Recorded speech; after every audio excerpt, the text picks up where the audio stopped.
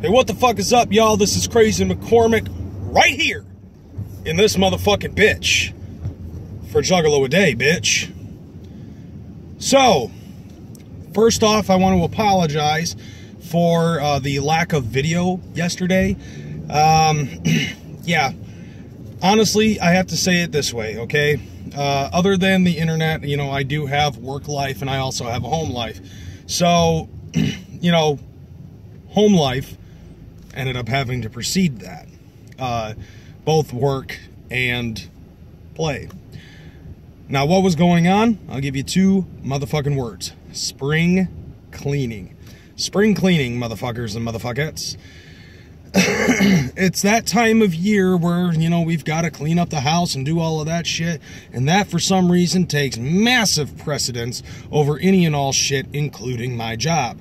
So, one of the things that my girlfriend and I are planning on doing right now is we're switching bedrooms between the boys and my daughter.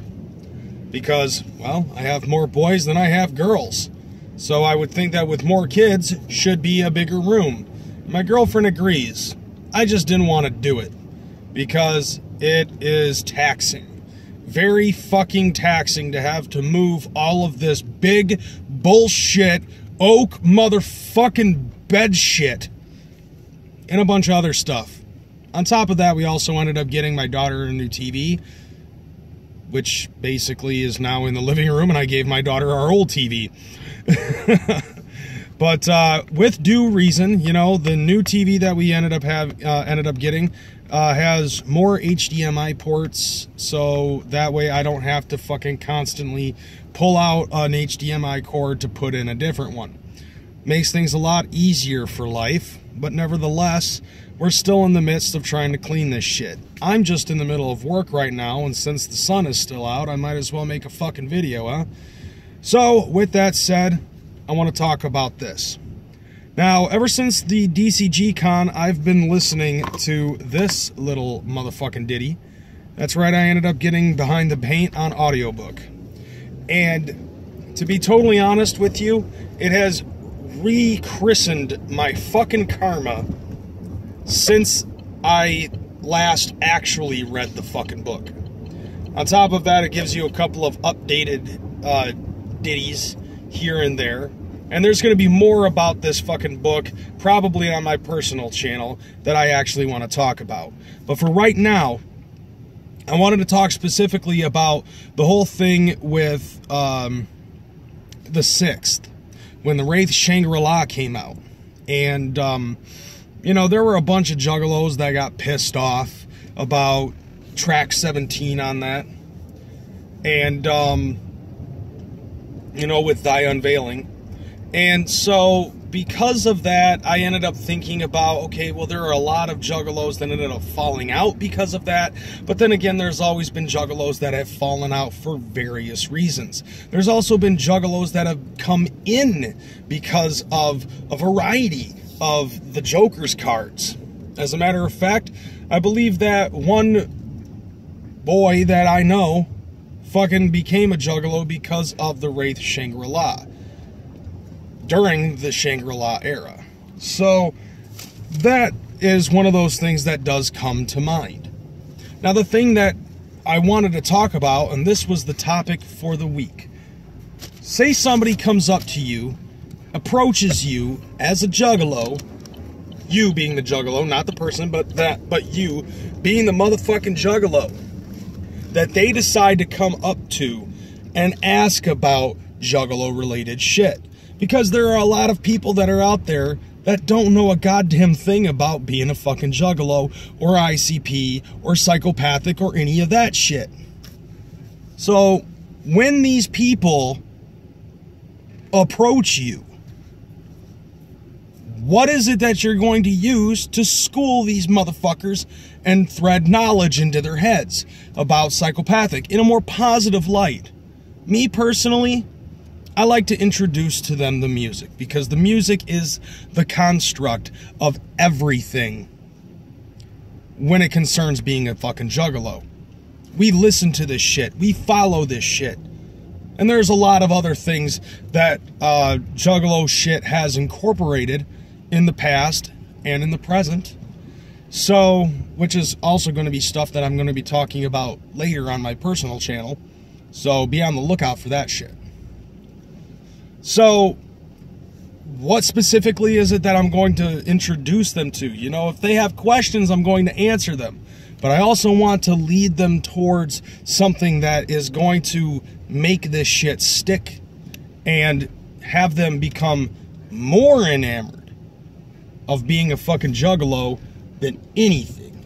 So, 2 albums specifically that come to mind when it concerns me introducing them to this world.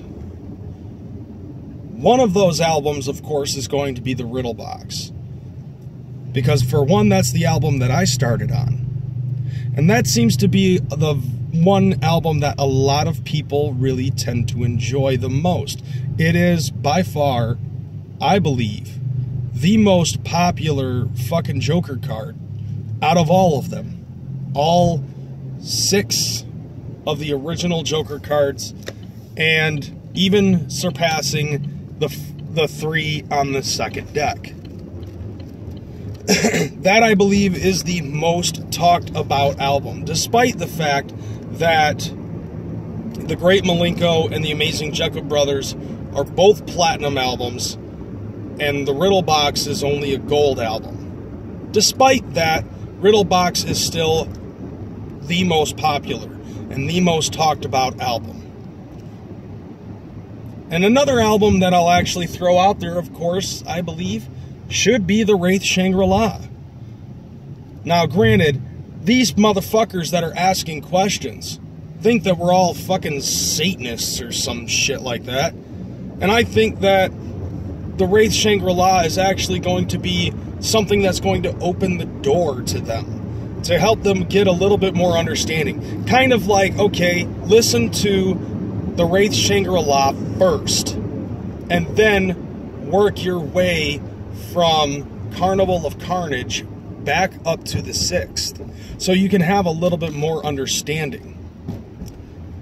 And I think that that works best for people that didn't follow the Joker cards, didn't follow the chronology of these things.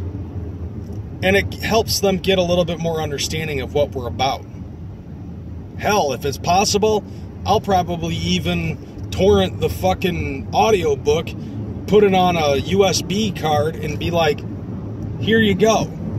Do that. And listen to this motherfucker, and you've got 30 hours to fucking catch up from like fucking 1973 all the way up to 2003. So here it is, you know what I'm saying? But that's what I think you ought to do. If a motherfucker approaches you about juggalo shit, don't tell him to fuck off. Educate the motherfucker, because you never know. It's either they're going to completely hate everything about what they just heard, or they're just going to completely love it and be a part of this. Because, let's face it, the juggalo community is small, and it is kind of a revolving door. You've got one motherfucker that leaves, and you've got 2 motherfuckers that come in. And it slowly works that way. So that's all I've got for you now. Hopefully later today you'll see Mr. Mackinhose, and I'll try to do my best to be on time next week. But like I said at the very beginning of this video, real life has been taking precedence. So until next time, I'm Crazy McCormick. I'm out this motherfucking bitch. Deuces.